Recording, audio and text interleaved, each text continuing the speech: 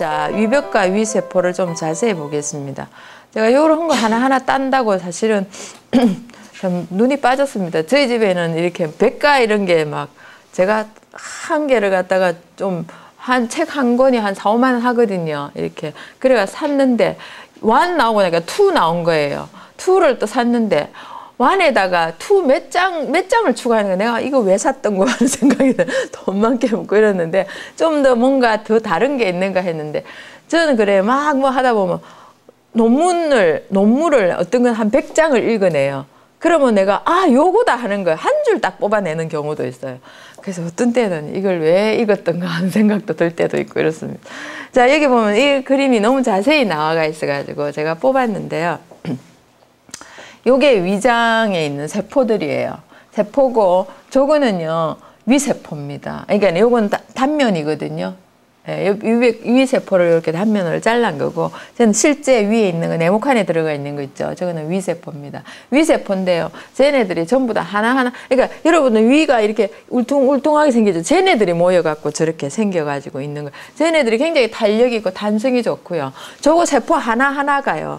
분비물이 다 각각 다르게 내는 게 다 가져 있어요. 세포. 그러니까 그 속에 이제 세포가 또 끼어져 있어요. 그러니까 이거 하나의 조직이죠. 위장 자체를 말하면 기관이에요, 기관. 그러면은 세포 하나하나가 모여가 조직이 되는 거예요. 그러니까 요거 하나 조직을 만들기 위해서 세포가 있죠. 다다다다다다 붙어가지고 거기에 만들어져 있다는 이런 거죠. 자, 이렇게 요거는요, 그걸 씻어낸 거예요. 뭐죠? 그거 뮤신을 있죠. 뮤신을 이렇게 닦아내가지고 저렇게 된 거죠. 근데 옆에 보면 뮤신이 조금 이렇게 이게 지저분하게 조금 붙어 있죠, 그죠? 근데 이거 싹 닦아내가지고 이렇게 된 겁니다. 이게 여러분들이 양을 먹으면 쫄깃쫄깃한 부분이다라고 생각을 하시면 되겠습니다. 양 먹어 보셨어요? 예, 생각이 나죠. 그래서 자꾸 제가 이 말을 하는 거, 그 감을 느끼라고 그렇게 얘기를 하는 겁니다. 예. 자, 여기서 이제 일부인데, 여기 보시면은 요 가쪽에서 있잖아요. 요만큼 떼가지고 여기에 크게 확대를 한 겁니다. 확대를 했을 때, 자, 이렇게 위세포가 나오는데 크게 했습니다. 점액을 제거한 위세포입니다. 아주 당당하게 보이죠. 이렇게 굵직하게 보입니다. 예. 자, 위액 분비세포 이렇게 한 번씩 보겠습니다. 요 사이에 요거 보십시오. 이렇게. 이거 다 세포입니다. 세포가 있죠. 여기에 보면 색깔들이 다르죠. 그죠? 색깔들이 달라요. 여기 빨간 것도 있고, 여기 노란 것도 있고, 여기 빨간 거 여기 보이죠? 그죠? 이런 거. 그리고 여기 조금 약간 뭡니까? 뭐 녹색으로 보이는 것도 있고, 막 그렇죠. 그죠? 요런 게 전부 다 각각 다른 역할을 하는 그런 겁니다. 자, 여기 이제 요 속에서, 여기 위샘입니다. 여기 구멍이 이렇게 나 있죠. 보입니까? 구멍이 여기 나 있죠. 여기에서 쪽쪽 나간다는 거죠. 그 여기에서 여기, 그니까 뭡니까? 뮤신도 바르고, 또 여기에서 또 나가지고 위산도 내고, 이렇게 하는. 근데 이제 헬리코박터 파일로리가 요 속으로 파고 들어간다는 거죠. 그러니까 헬리코박터 파일로리는 그 나선으로 생겨가지고요. 이거 휙 돌면서 위 속에 딱 파고 들어가는 이런 게 있습니다. 그래서 대단한 능력자죠. 그죠? 걔는 지가 죽으면서 옆에 애를 살리고 이렇게 하는. 걔뿐만 아니고 이제 여러 가지 유인균들도 그렇게 하죠. 자, 여기 보시면은 요 위쪽으로 보시면은 제가 파란 걸로 동그라미 칠했죠. 저 위쪽에 있는 게 점액 분비 세포들입니다. 저기서 바로 그러니까 점액 분비 세포가 저 밑에 있으면 안 되잖아요. 그죠? 빨리 나와야 되겠죠. 그러니까 뮤신이 빨리 나와야 되기 때문에 우리가 먹는데 자, 내 먹기 시작한다. 얘야 뭐 뮤신 내줄래? 이렇게 안 하고 먹으면 딱 바로 나게 위에 위치해 가지고 바로 위벽을 딱 발라버리는 이런 게 있습니다. 그 위에 있고 그다음에 주세포는 밑으로 있습니다. 요 밑으로 해서 여기서 위산을 내는 그런 거죠. 자, 부세포는 중간에 이렇게 있습니다. 요 위치하고 있죠. 자, 그 다음에 지질분해 세포. 지질분해 세포는 지질분해 세포는 요 하얗스름한 거 있고요. 부세포가 요런 거고요.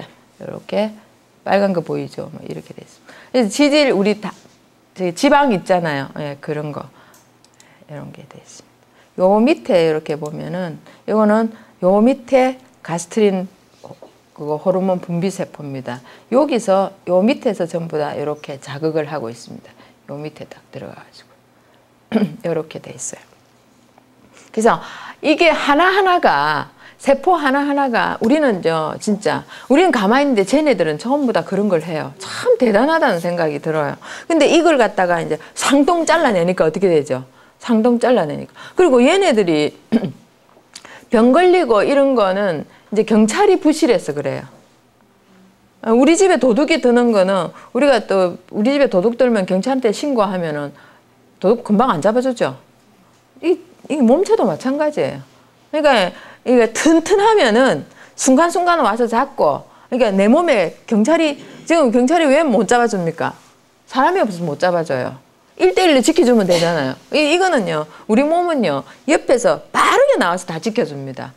그래서 면역력 강화 그렇게 얘기를 하는 겁니다. 자, 점액 분비세포 뮤신을 한번 보겠습니다. 자, 뮤신, 항펩신 물질로, 펩신이 독하잖아요. 그죠?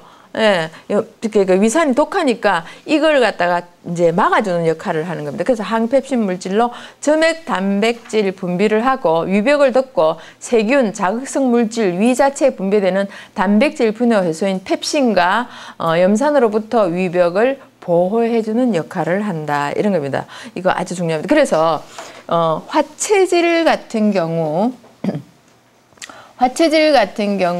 또 금체질 같은 경우 이런 경우에는 이런 뮤신이 많은 음식을 먹으면 좋다 이런 거예요. 그래서 그 뮤신이 많은 음식은 어떤 거냐면 이렇게 뜩 하면 쭉 늘어나는 그런 거예요. 예, 그게 또 어떤 거냐면 여러분들 마 있잖아요. 이렇게 쭉 떨어지. 그냥 생마 있죠. 생마는 그냥 먹어도 맛있죠, 그죠? 그러니까 거기다가 소금 조금 넣고 참기름 꼭 찍어가지고 싹 먹으면 된다는 그런 겁니다.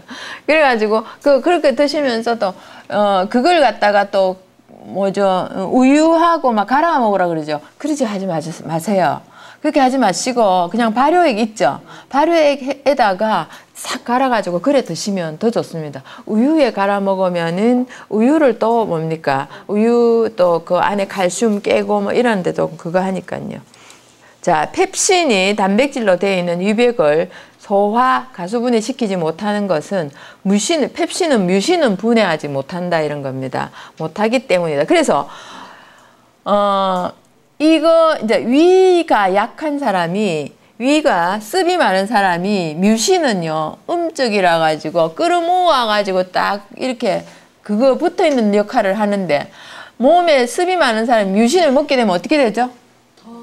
더 안 좋아지겠죠. 이제 이해가 되죠, 그죠? 그래서 몸이 더 차워지는 습이 생기는 이런 이유가 있다는 거죠. 그걸 이제는 이해를 하셔야 된다는 거죠. 위염이나 위궤양일 때 위벽에 상처가 나 펩신이나 위산의 공격을 받아 위가 아프고 쓰리다 이런 거죠. 구멍이 나 있을 때 염산이 그렇게 한 겁니다. 자, 주세포를 봅니다. 주세포는 저 밑에 있었죠. 자, 주세포는 펩시노겐 이렇게 얘기를 합니다. 레닌, 위 리파제 등의 효소를 분비하는 것이다. 그러니까 실제로 그런 효소를 분비하는데 레닌과 리파제는 크게 그러니까 위장에서는 소화 효소가 그다음 안 나온다는 거죠. 그럼 리파제가 별로 안 나오는 거예요. 리파제가 나오는 거는 췌장에서 이렇게 많이 나오죠. 그죠? 리파제는 크게 활성을 갖지 못하지만 펩시노겐은 부세포에서 분비되는 염산을 촉매로 펩신으로 활성화되어 단백질을 분해하는데 고기를 먹으면은 이제 그 펩신이 깨는 거예요. 깨는데 이제 굉장히 애를 많이 쓰고 있죠. 수많은 아미노산이 결합된 폴리펩티드 가운데 페닐알라닌과 티로신, 아미노산의 양쪽과 루신과 글루탐산 사이의 펩티드 결합을 자른다. 이게 무슨 말이냐 하면은 여러 가지 그 단백질이 있는데 이제 그 어느 부분 이렇게 자르는 데가 있다 이거예요. 그거 자르는데 요게 이제 그 사이와 루신과 글루탐산 사이의 펩티드 결합 자르고 또 하나는 그 페닐알라닌하고 티로신 자르고 우리 요게 다 어디에 들어가 있는 겁니까? 우리 몸에 필수 아미노산, 비필수 아미노산 이런 데 다 들어가 있는 이런 종류입니다. 그런 거를 그냥 잘라야지 우리 단백질은 뭐합니까? 아미노산의 덩어리 이런 거잖아요. 그러니까 우리가 그걸 전부 분해를 해갖고 아미노산화 해야지 어떻게 됩니까? 들어간다는 거, 흡수가 된다는 거죠. 그래서 이제 콩 같은 경우에는 우리 자꾸 뭐합니까? 지금 막 깨고 부시고 해가지고 계속 얘네들이 우리 미생물들이 깨고 부시고 해가지고 나중에 된장을 먹는 거는 그 전부 다 거의 다 아미노산 해가지고 먹는 거예요. 그러니까 그렇게 먹어줄 때 우리가 소화 흡수가 잘 된다는 이런 거가 되겠죠. 자, 요렇게 하는 겁니다. 이제 그 사이사이를 잘라주는 역할. 우리 보면은 녹말을 자르는 게, 그러니까 뭡니까? 우리가 녹말이 6개로 돼 있죠. 그거 자르는 게 뭡니까? 입속에 있는 거. 네. 아밀라제 있는, 아밀라제가 탄수화물을 참 자르죠. 탄수화물 자르고, 녹말이 2당으로 돼 있어요, 2당으로. 2당으로 돼 있는 거는, 말타제가 잘라주고, 이렇게 한다는 거죠. 이런 식으로 이제, 펩신이 그런 활동을 한다, 이런 얘기를 하는 겁니다.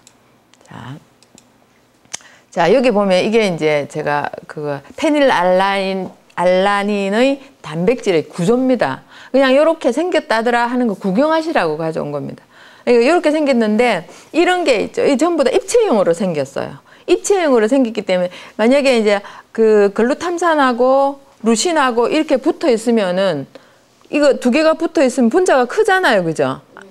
그럼 이걸 잘라줘야지 필요한 데 들어가가지고 그게 사용이 된다. 이렇게 되는 거죠. 그래서 그걸 자르는 역할. 어떻게 얘네들이 루신인지 글루탐산인지 알아가지고 작독 자르는지 모르겠어. 대단하죠. 네. 자, 펩신은 긴 단백질 분자를 중간중간 토막을 치는데 이때 자르는 자리가 정해져 있다는 것은 펩신이 단백질을 아주 간단한 아미노산으로 분해하지 못한다는 거. 그러니까 잘게는 못 붙는다는 거예요. 그러니까 펩신하고 페닐알라닌하고 페닐알라닌하고 뭐하고 짠다 했습니까? 티로신하고 자르는 거. 그리고 루신하고 글루탐산하고 자르는 거. 요거 외에는 별로 그렇게 안 하고. 그러니까 다는 못 계신다. 그걸 더 잘게 부시는 거 어디 가서 합니까? 이제 밑으로 가면서 시작된 거예요. 예, 소장에 가서 한다는 거죠. 자, 단백질, 프로틴. 분자식이요. NH 2개 있고요. CHR. 그리고, 이거 전부 합하면 이거 제가 읽기가 어렵네요. 아미노산 플러스 카복시기, 탄수화물, 아미노산은 그렇게 부르는 거죠. 아미노기 플러스 카복시기가 아미노산이다 이렇게 하고요. 단백질, 포도당, 지방산, 글리세롤 이런 걸 갖다가 또 이제 말을 하는데 우리가 단백질이라 하는 것을 우리가 프로틴 얘기를 하죠. 단백질 하나의 덩어리예요. 그러면 수많은 아미노산의 연결체입니다. 그러니까 이게 단백질을 깨면은 폴리펩타이드로 되고 이렇게 되는 겁니다. 결국 뭡니까? 아미노산 덩어리가 뭡니까? 하나의 단백질 덩어리로 돼 있다 이런 거죠. 여러분들한테 없어요? 이거 없어요? 이건 제가 끼어 였는 것 같습니다. 자. 아미노산은 단백질의 기본 구성 단위다. 그러니까 아미노산이 모여서 폴리펩타이드가 되고 폴리펩타이드가 모여서 단백질이 되고 이렇게 되는 겁니다. 이렇게 돼가지고 단백질의 분자식이 저렇게 복잡하게 나온다 이런 겁니다. 그래서 요 밑에 있는 거는 이제 하나의 아미노산이다 이렇게 보시면 되겠습니다. 그러니까 우리가 아미노산화 시키면은 그러니까 바깥에서 아미노산화 시키죠. 그러니까 막 이게 콩을 깨고 해가지고 그렇게 식히죠. 그러면 내 안에 들어가면 흡수가 어떻습니까? 빠르겠죠, 그죠? 그러니까 위산이 막 나와가지고 막 자르고 할 게 없잖아요, 그죠? 그럼 안 나오죠, 그죠? 덜 나오죠, 그죠? 그러면 할 일이 점점점 없어지는 거예요. 그렇게 하다 보니까 내 몸은 어떻게 합니까? 건강하는데 일조를 하는 그런 게 돼버린다 이런 거죠. 자, 그거는 없었고 이거는 있죠. 예, 부세포. 부세포는 이제 염산입니다. 자, pH 1에서 2 정도 되는 강한 상성, 염산, 염화칼륨, 염화나트륨 주로 이렇게 돼 있죠. 위벽에는 강한 방어 장치가 되어 있기 때문에 별 문제가 없지만 잘못 그게 나가게 되면은 다른 기관을 상하게 되는 이런 게 돼버립니다. 자, 식물을 토할 때 코, 목이 화끈거리고 따가운 이유는 염산의 분비가 가다할 때 이제 그렇게 되는 거죠. 신트림, 소화불량하면 위산 가다 이렇게 나오죠. 위산이 가다돼도 안 좋고 위산이 안 나와도 문제죠. 자, 그럴 때 우리가 뭡니까? 이제 중화 알칼리성 제산제를 먹죠. 그게 말하는 게 아까 좀 전에 말했던 뭐 겔, 뭐 알, 뭐 이런 거가 되겠습니다. 자, 중탄산 나트륨. 옛날에 우리 그랬습니다. 그런 거 안 나올 때 소다 먹으면 소화 잘 된다 그러잖아요. 그게 소다가 그런 겁니다. 요즘 소다는 뭐 그릇 씻는데 막 쓰고 그렇게 하죠. 예, 그렇게 중화를 잘 시키는 역할을 하기 때문입니다. 자, 산화 마그네슘, 탄산 마그네슘 이런 걸 이제 하는 건데 제가 여기 화장실 그려놨고 화장실 이렇게 싹 지나가니까 깨끗하게 돼 있죠, 그죠? 그 정도의 염산성을 산성을 가지고 있는 그게 위산이다라는 걸 말씀드립니다. 자, 거의 제가 다 돼가는데요. 자율신경계 이렇게 보시면은 교감신경계가 있고 부교감신경계가 있는데 여기에 이제 사실 여러분들한테 이 그림이 없습니다만은 이건 제가 조금씩 추가를 한 것 같습니다. 이게요, 모든 기관들하고 교감, 부교감이 전부 다 연결이 되어 있습니다. 그럼 우리가 분노하면은요, 어디 한 군데만 나빠지는 게 아니고 어떻게 됩니까? 흥분하게 되면은 전체가 그거 돼요. 그래서 항상 이완 반응을 좀 만들어주는 게 필요하거든. 그래서 저녁에 좀 틈만 있으면 한 20분이라도 좋으니까 뭐 모자라면 10분이라도 좋으니까 가만히 앉아서 몸을 쉬게 하는 거 이걸 좀 해봐라고 말씀을 드려요. 그러면은 이제 그 박동이 우리가요 초파리가 심장 박동을 얼마나 빨리 하는 줄 모릅니다. 심장 박동을 빨리 하는 사람일수록 어떻게 할까요? 빨리 죽습니다. 예, 초파리가 사람처럼 뭐 쿵딱 이러면 초파리도 되게 오래 살아요. 근데 초파리 다다다다다다 이래가지고 얼마 못 살고 가버린다 이런 거. 사람도 역시 있잖아요. 막 이제 막 그 흥분하고 막 버버버 뛰고 이러면은요 이게 에너지를 많이 소모하죠. 그러면은 예, 부교감신경계, 교감신경계가 완전히 흥분해가지고 그렇게 돼요. 그러니까 항상 부교감신경계를 잘 발달시키는 게 좋겠죠. 자, 위는 신경성 기관이고 자율신경계입니다. 교감신경이 자극을 받게 되면 근육도 긴장을 하고 필요할 때 늘어나야 할 것이 시도 때도 없이 수축되고 당겨져 있으니 그게 병인 것이다. 항상 긴장되어 있으면 어떻게 합니까? 딱 조여가 있잖아요. 그랬다가 확 풀어지면 어떻게 되죠? 몸이 착 늘어나 버리는 이런 게 돼버려요. 그래서 하루에 한두 번쯤은 이완 반응을 만들어서 좀 이완시켜주고 좀 릴렉스하게 자기를 좀 관리해주는 게 좀 필요하겠죠. 위는 소화만 하는 것이 아니라 흡수도 한다. 음식을 지나치게 많이 먹으면 위의 연동 운동과 효소, 염산 제조를 위해서 산소와 양분을 많이 필요로 하기 때문에 피가 위로 많이 모이게 되고 그 대신 뇌나 다른 기관의 피의 공급이 줄어들어서 식곤증이 온다. 우리 식곤증 오는 거가 그런 이유입니다. 왜 그러냐면 일단은 내가 지금 밥을 먹었으니까 당장 필요한 게 뭡니까? 소화를 시켜야 돼요. 안 그러면 거기서 부패하거든요. 소화를 시켜야 되기 때문에 모든 피가 그쪽으로 몰려가 옵니다. 왜? 피가 몰려와야 세포가 활동을 하거든요. 그러니까 세포는 피에 있는 영양소와 뭘 먹습니까? 산소를 먹고 활동을 한단 말입니다. 그렇기 때문에 피를 몰려가지고 그쪽으로 보내고 이렇게 하거든요. 근데 밥 먹고 바로 운동을 하게 되면 어떻게 됩니까? 양쪽으로 나눠져 버려요. 그러면은 더 피곤하게 돼버리고 그러면 소화력이 떨어지고 위장이 나빠지는, 그러니까 위장기관, 소화기관이 나빠지는 이런 결과가 생겨요. 그래서 밥 먹고 2시간 있다가 이렇게 하라 이런 얘기를 하는 거죠. 위가 충분히. 근데 비워뒀을 때 하는 게 맞는 것 같네요. 그죠? 위장이 그거 2시간도 안에 지고 있잖아요. 죽 먹고 운동하면 되겠어요. 그러면은 죽 먹고 무슨 운동을 해 이렇게 하겠죠. 그죠? 자, 식후에 목욕, 과한 운동 등을 하게 되면 피가 사방으로 흩어져 소화불량에 걸린다. 분노 시 식사는 질병을 만들고 노화와 죽음을 촉진한다. 이건 중요한 겁니다. 그래서 화낼 때 항상 제가 그러잖아요. 먹지 마라. 아무것도 먹지 마라. 자, 위를 스토마크라고 얘기를 합니다. 이 스토마크를 이제 영어에 이렇게 풀어보면은 갖은 고통과 오욕을 참는다 이런 겁니다. 사실 이거 위가 참 제가 말한 것 같습니다.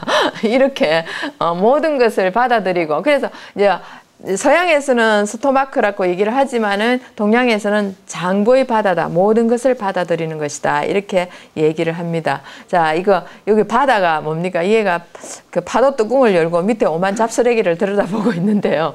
우리가 이런 음식들을 뭐가 그러니까 엮는 거는 다 받아들입니다. 막 그냥 그게 모시도 좋고요. 못도 좋고 병도 좋고 막 술도 좋고 물도 좋습니다. 무조건 이렇게 받아들이는 게 위장이 아닐까 생각을 합니다. 나중에 이거 보여드리겠습니다. 자, 여기에 잠깐 제가 나이별로 한국인의 건강을 위협을 하는 대표 질병 순서를 한번 뽑아봤습니다. 자, 여기 보시면은 20대, 30대, 40대, 50대, 60대, 70대 이래 가는데 대부분 이제 40대는 위궤양, 뭐 간경화 이런 게 많고요. 50대, 60대 가면서 암이 많이 걸립니다. 여기 보면은 이제 40대가 되면서 당뇨가 이 정도로 이제 자리를 차지하고 있습니다. 당뇨는요, 잘 보면 질병이 아닌데, 이거 고칠 수 있는데, 우리가 많이 끌어안고 있다, 이런 겁니다. 이런 것도 사실 우울증도 미생물하고 관계가 있습니다. 그냥 햇빛을 좋아하는 미생물이 있거든요. 그런 걸 많이 만들어줘야 돼요. 이런 거 뭐 햇빛은 우리가 멜라토닌을 만들어내는 중요한 거다 뭐 이런 거 얘기를 했잖아요. 세로토닌을 햇빛을 받으면 세로토닌이 만들어지고 나중에 멜라토닌으로 이제 만들어져서 밤에 잠을 자게 만들고 막 이런 거던데 그게 전부 미생물하고 연결이 돼 있다 이렇게 얘기를 합니다. 자, 구토절창질환, 증상질환 이거 너무 기네요. 굉장히 길어서 요거 하나 다 끝내버립시다, 그냥. 그죠? 그래가지고 나중에 뭐, 뒤에 좀 잘라서. 구토 증상질환에서 구토가 일어나면은 위의 유문이 수축하여 장의 통로를 막고 분문이 열리면서, 이게 밑으로 내려가는 거 있죠. 밑에 이제 유문이 이렇게 수축을 하는데 그게 수축을 하고, 이게 수축한다는 거 이렇게 잡아버리잖아요. 그러니까 못 내려가죠. 그렇게 하니까 위에서 이제 분문이 열리면서 위로 나와버리는 이런 겁니다. 동시에 행경막 및 복근벽이 강하게 수축되면서 위 속의 내용물이 입으로 나오게 된다. 이게 행경막이 위로 이제 그러니까 같이, 그러니까 모든 장부들이 같이 움직이게 되는 이런 게 되겠죠. 자, 증상. 증상은 구토에 앞서 구역질의 불쾌감이 생기며 호흡이나 맥박 이상이 타액 이상 또 타액 분비 증가, 식은땀 이런 게 나요. 그러니까 구토를 하면은 막 땀이 나는 이런 것도 이제 모든 에너지를 쏟아내고요. 이렇기 때문에 그렇고 이제 구토 나온다는 거는 이제 그냥 구토 나오는 거는 굉장히 특히 엄마들 임신한 엄마들 구토가 막 나오고 이렇게 하죠. 그럴 때 이제 헛구역질이면 다행인데 그러니까 위산이 따라 나오면은 곤란하겠죠, 그죠? 자, 질환은 이제 그런 걸 봤을 때 구토가 나오고 구토가 나온 증상은 이런 식이고 질환은 급성위염, 위암, 위궤양 뭐 이런 게 있고요. 장질환을 갔을 때는 급성장염, 급성장폐색, 장감막 혈전증, 이게 장과 장 사이에 그 혈증, 감막에 혈전이 껴가지고 이렇게 혈액순환이 안 돼가 생기는 겁니다. 그 밖에 입덧, 대사 이상, 일산화탄소 중독, 배멀미 이런 거 할 때. 배멀미 해가지고 입덧이 아닙니다. 이거 구토 해보셨어요? 안 해보셨어요? 저는 해봤는데요. 육지에 내리니까 계속 이래 되더라고요. 예, 배를 이렇게 낚시, 제가 옛날에 그 낚시를 해봤었어요. 그래서 섬에 낚시도 다니고 이랬거든요. 그런데 이제 가보니까 낚시가 너무 재밌더라고요. 이거 손끝에 막 고기가 잡혀가 딸려오는 거 이런 거 막 해보다가 이거 하면 안 되겠다 해가지고 이제 안 했는데 배 위에서도 해봤는데 배가 계속 이렇게 흔들려요. 근데 그렇게 하다 보면은 이게서 막 토가 나오고 이렇게 하는데 그거 겪고 난 뒤부터 저 절대로 안 합니다. 자, 위장질병이 급성위염, 만성위염, 헬리코박터 파일로리 감염증, 소화성 궤양, 또 위암 이런 게 있습니다. 자, 급성위염의 발병 원인은 위산의 증가, 위점막 혈류 감소, 점막에 부착된 점액층의 파괴. 네, 우리가 그게 있죠. 점액이 이렇게 나오면서 발려 있을 때 그게 있죠. 점액층이 제대로 점액이 안 발리면 거기에 위산이 구멍을 내버리는 그런 겁니다. 상피세포에 대한 직접적인 손상을 입히는 거죠. 자, 아스피린, 진통제, 알코올과 위점막 손상 약물을 먹었을 때. 그러니까 아스피린이 혈류를 확장시켜주는 그런 역할을 해가지고 아스피린 심장 아픈 안 좋은 사람 먹어라 이랬는데 위장엔 치명적입니다. 그래서 지금 한참은 그걸 먹으랬다가 이제 그거 없어졌죠. 그렇게 드시면 안 된다는 거죠. 자, 위염에 걸렸을 때 위가 이렇게 이제 피가 이렇게 나오는 그런 겁니다. 자, 요거는 위궤양입니다. 여기 보시면 여기 어떻게 되어 있습니까? 예, 하얗게 구멍이 나 있죠. 자, 요거는 위 12지장 궤양입니다. 그 위 밑에. 이거는 완전 엉망이죠. 이렇게 이게 되면 그 다음에 오는 거는 빤하겠죠, 그죠? 예, 아주 위험하겠죠. 자, 요거는 위질환 내시경 그거 한 겁니다. 요 위에 거 요거는 위궤양입니다. 잘 보입니까? 위궤양이고 요거는 위암입니다. 위암입니다. 예, 예, 이거 거의 있죠. 막 볼록하게 올라왔고 막 안에 파지가 있고 이렇게 돼 있죠. 아휴.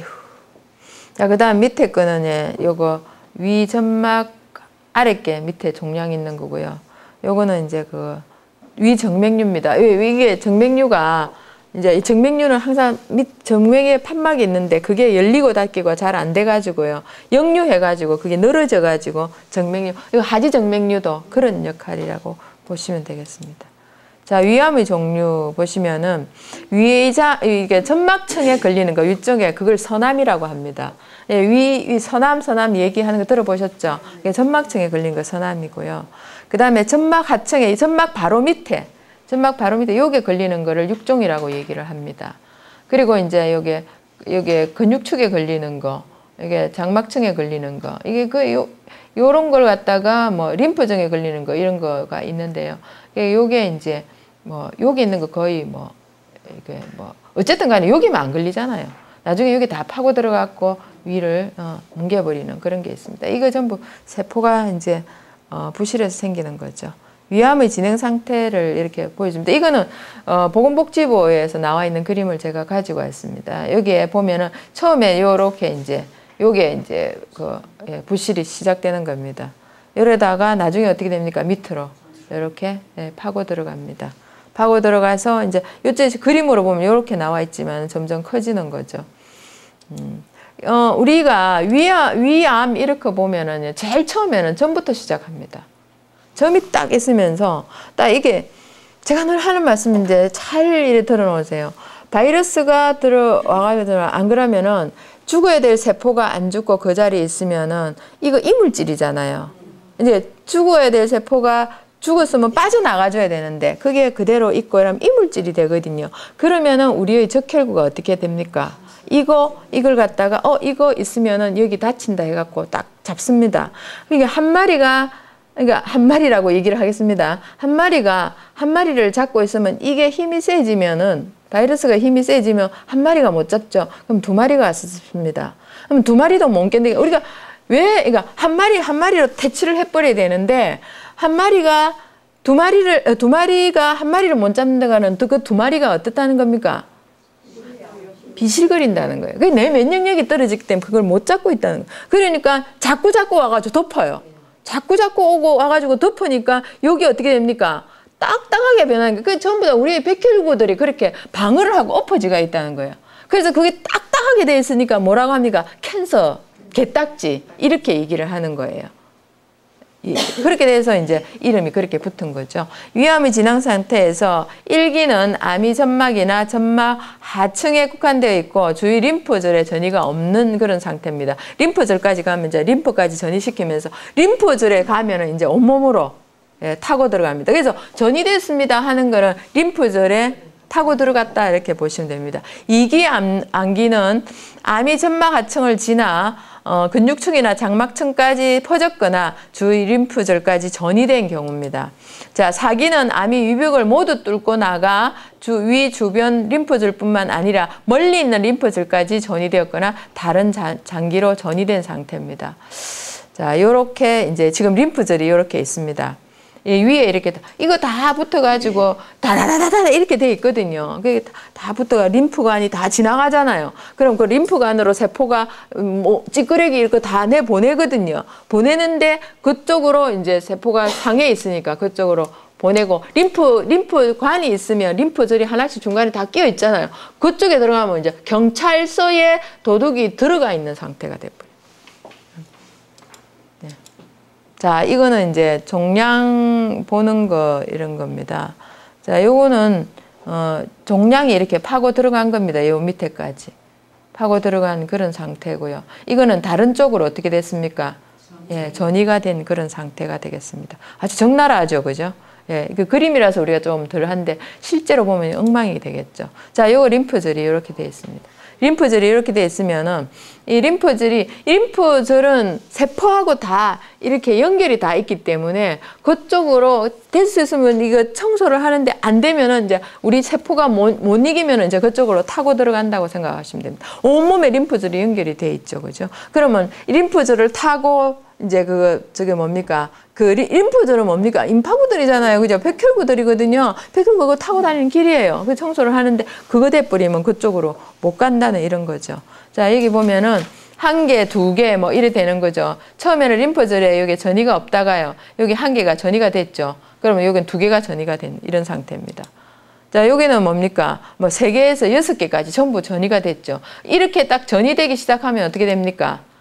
다른 쪽으로 옮겨갑니다. 그 다음 약한 부위로 갑니다. 가가지고 이제 그쪽을 상하게 만드는 이런 거가 있죠. 자, 위암 절제 수술을 하는 겁니다. 자, 위암이 있고요. 요거 절제 수술을 하는데 이제 요렇게 한번 보시죠.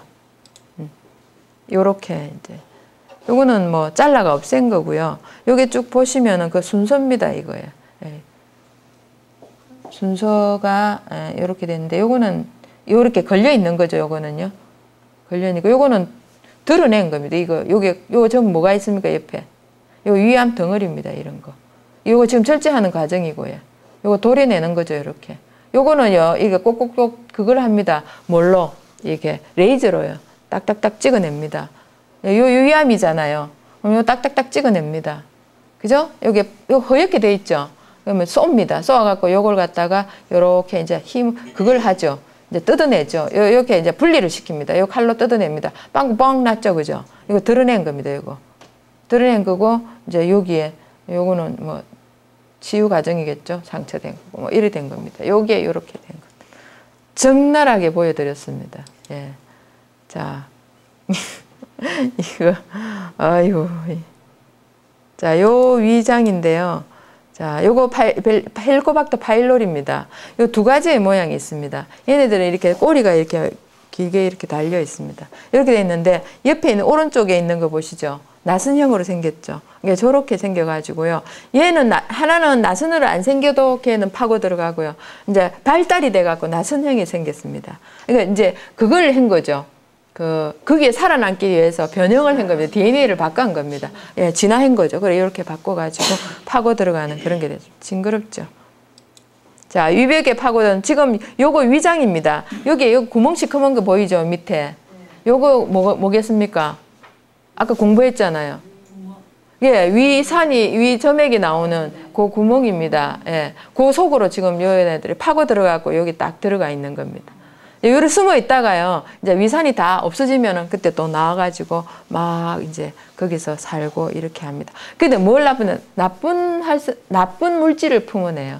예, 독소 같은 거. 그렇기 때문에 막 뭡니까? 입에서 냄새도 나기도 하고 막 그렇게 되는 거예요. 자, 헬리코박터 파일로리라고도 합니다. 나선형, 힐로리 뭐 이렇게 뭐 얘기를 하죠. 헬리코박터 이렇게 얘기도 하고 파일로리라고도 얘기하는데, 헬리코는 나선형, 박터는 세균, 파일로리는 유문. 이게 제가 아까 말씀드린 유문 부위에 그애가 살면서 그런 거를 많이 한다. 그러니까 왜 그러냐면 유문 부위에 살면은 우리가 토해도 얘는 뭡니까? 안 나오겠죠, 그죠? 그런데 얘는요, 우리가 그 미생물이 이게 안 보이기 때문에 이게 우리가 같이 먹으면 나누기도 한다, 이렇게 얘기를 합니다. 그래서 자기 거를 뭡니까? 이렇게 없애는 그런 게 중요한 거죠. 다른 사람을 위해서. 자, 유레이스 효소 생성. 이게 왜 제가 갖고 왔냐면 헬리코박터 파일로리가 유레이스 효소를 만들어냅니다. 유레이스 효소는요, 이게 알칼리성 암모니아거든요. 그러니까 위산이잖아요. 그러면 지금 위산에 녹죠, 그죠? 안 녹으려면은 지가 알칼리성 암모니아를 만들어가지고 위산을 중화를 시킵니다.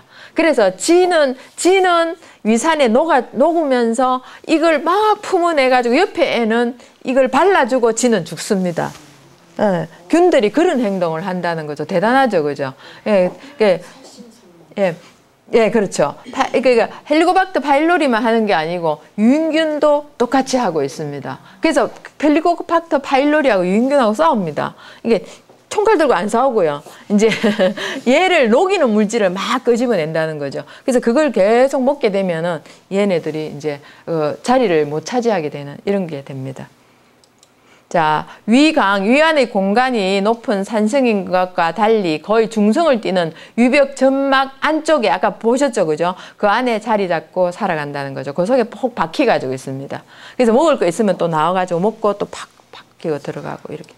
자, 헬리코박터 필로리의 요소 분해 효소가 작용하려면 미생물이 밖으로 나와야 하므로 자신이 죽어 터지면서 나온 효소로 위산을 중화시켜서 주위의 다른 미생물을 살게 해준다. 제가 한 설명이 이제 나오네요. 만성위염, 위궤양, 십이장궤양, 위암, 임파종 등이 MALT 임파종 등이 발생, 특발성 혈소판 감소성, 자반병, 뭐 이름도 깁니다. 소아철결핍성 빈혈, 만성 두드러기 이런 것. 그래서 이거 그 헬리코박터 파일로리를 1등급 발암물질로 국제암연구소에서 등재됐다 이런 겁니다. 그래서 이거 없애는 게 중요하다는 그런 거죠. 자, 요거는 이제 위암을 인해 가지고 위 일부를 절제한 거를 보여드립니다. 이렇게 보시면 절제를 했습니다. 어떻게 됐어요? 위장이 있습니까?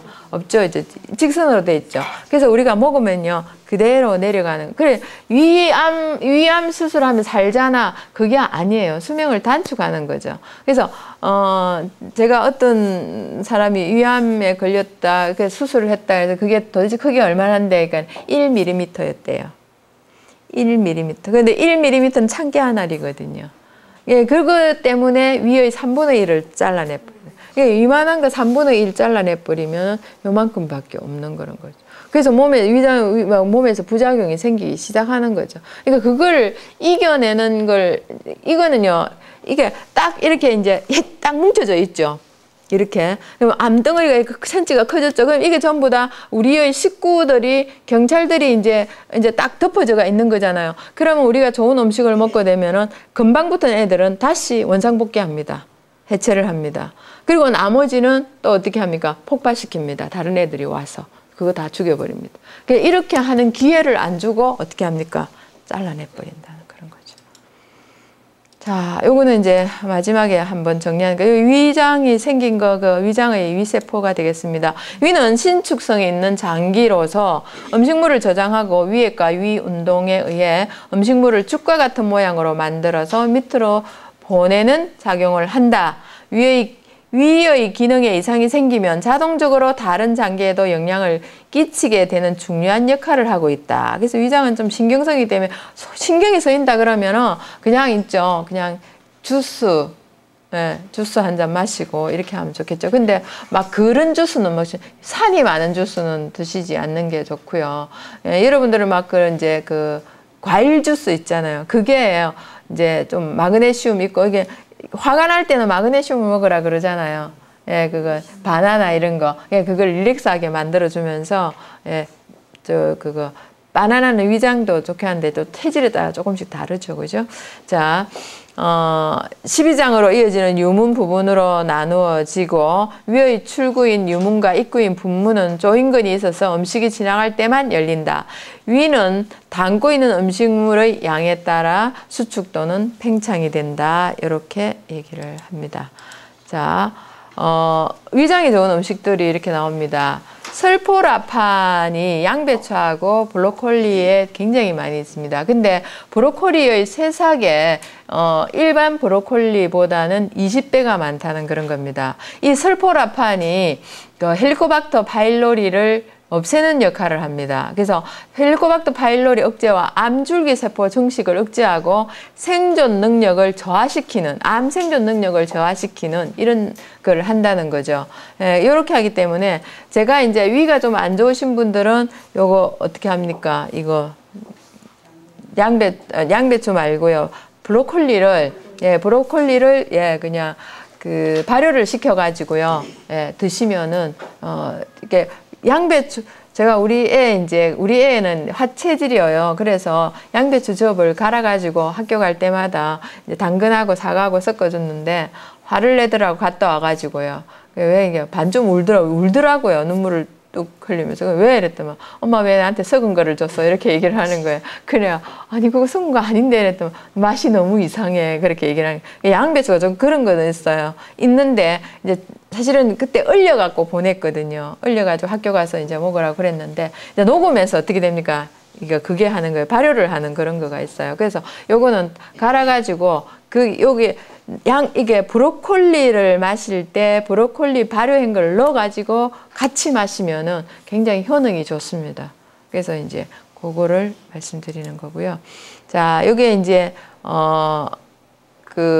양배추에 대해서 나온 겁니다. 요런 거는 다음번에 막 그냥 귀찮을 정도로 할 테니까 너무 염려하지 마시고, 간평, 달고 평하고 위와 신장과 위경으로 들어가는 겁니다. 그러니까 위장을 좋게 한다. 그리고 신장을 좋게 한다. 그리고, 그러니까 몸에 그 습률이 있는 걸 잡아준다. 그리고, 뭉쳐있는 거, 상결지통이 그런 겁니다. 뭉쳐있음으로 인해서 통증이 생기는 거, 이걸 풀어주는 역할을 한다, 이런 겁니다. 그래서 오래된 병이나 식욕부진, 소화관, 위궤양통, 이런 거, 그리고 관절이 안 좋을 때, 허손이 있을 때, 몸이 허해서 부실할 때, 이런 거 좋고요.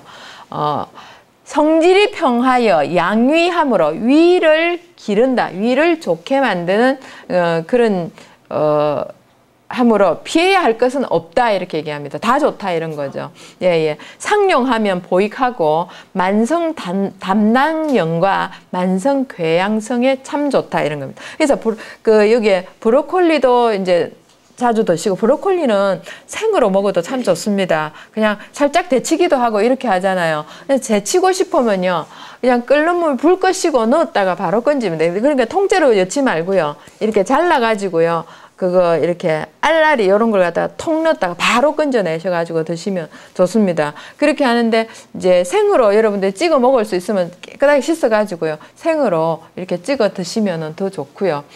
그렇게 하고, 양배추는 우리 생으로 막 먹잖아요. 그죠? 반찬 막 많이 먹고, 져서도 먹고 이렇게 하는데요. 그렇게 하면 좋습니다. 양배추 효소 만드는 겁니다. 양배추를 좀 깨끗하게 씻어가지고 녹즙기에 갈아서 즙을 냅니다. 즙을 내면은요, 좀 양배추즙이 그닥 많이 나오지는 않습니다. 이게 녹즙 말고 믹스기로 가면 덩어리하고 같이 되기 때문에, 이것도 다시 짜야 되거든요. 그러니까 우리는 그 즙을 먹는 거가 더 좋잖아요. 그렇기 때문에 이걸 즙을 짜면 돼요. 즙을 짜가지고, 이제 만약에 1리터가 나온 다음에 0.1이니까 어떻게 되면 100g 정도를 넣죠. 그죠? 예.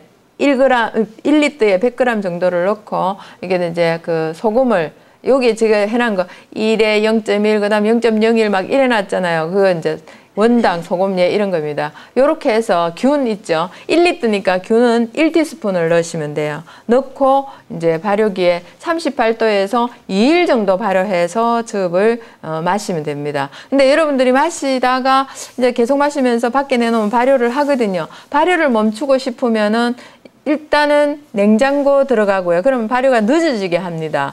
늦어지게 하고, 나는 얘를 이제 그냥 계속 좀 많이 만들어서 오래 먹고 싶어 그 맛으로, 이러면 냉동실에 딱 넣어놓고요. 냉동실에 딱 넣어놓으면 걔네들이 딱 멈추가 있습니다. 그러면 요만큼만 병에 내놓고요. 이거 하는데, 그래 그거 꺼내놓으면은 다시 있죠. 싹 녹으면서 균수가 확 늘어나 버립니다. 그러면은 더 좋은 약이 됩니다. 그러니까 얘네들이 냉동실에 들어갔다 나오면은 이제 죽다 살았잖아요. 그러면 막 완전 난리가 났습니다, 이거.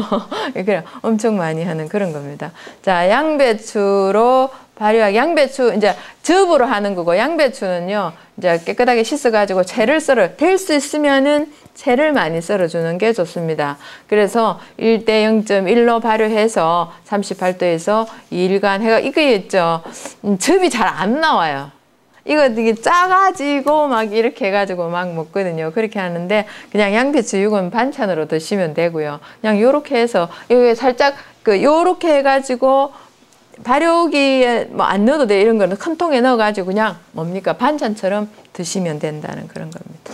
자, 요거는요, 쭉 적어 놓으시면 도움이 돼요. 이거는, 위 비장에 좋은 음식들만 쭉 뽑아놓은 겁니다. 배추, 녹두, 나물, 갓, 시금치, 상추, 샐러리, 죽순, 부추, 파마늘인데, 여기서 이제 파란 거는 평이고요. 까만색으로 적어 놓은 거는 음이고, 그리고 빨간 거로 적어놓은 거는 뭘까요? 양이고 이렇게 되어 있습니다. 그래서 쭉 적어 놓으시면 도움이 되겠습니다.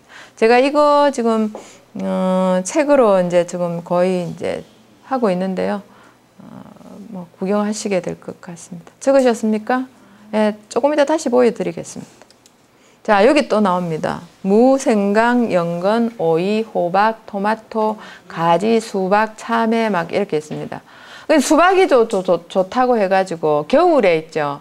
나 위장 안 좋아. 그래가지고 겨울에 드시면 안 돼요. 여름에 열이 속에 습열이 있을 때 이렇게 좋다. 이렇게 말씀을 드립니다. 지금처럼 뭐가 좋을까요? 지금처럼. 지금 막 나오는 거 있잖아요. 저기 연건 이런 거. 연건 드시고 그러면은 그거 체질이다. 나는 수체질이나 목체질이에요. 이렇게 하면 뭐 드시면 될까요? 저 노란 거 있죠? 단호박, 예, 생강 뭐 이런 거 드시면 되겠죠. 자, 위에 대한 이야기 참 길었습니다. 예, 길었지만 재밌었죠. 예, 저도 강의할 때 재밌습니다. 자, 그럼 잠깐 쉬었다가 그 다음 거 들어가기로 하겠습니다. 수고하셨습니다.